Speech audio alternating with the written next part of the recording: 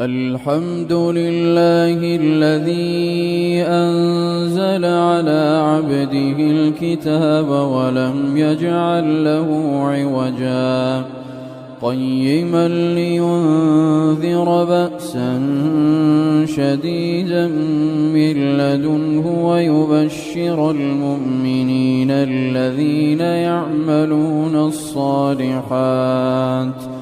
ويبشر المؤمنين الذين يعملون الصالحات أن لهم أجرا حسنا ماكثين فيه أبدا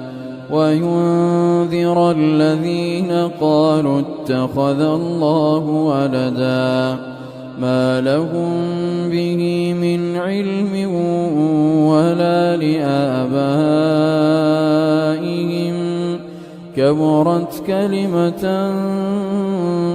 تخرج من أفواههم إن يقولون إلا كذبا فلعلك باخع نفسك على آثارهم إن لم يؤمنوا بهذا الحديث أسفا إنا جعلنا ما على الأرض زينة لها لنبلوهم أيهم أحسن عملا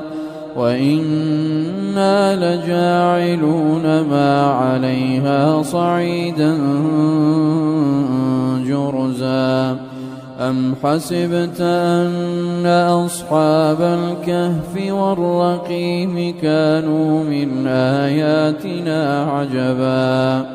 إذ أوى الفتية إلى الكهف فقالوا ربنا آتنا من لدنك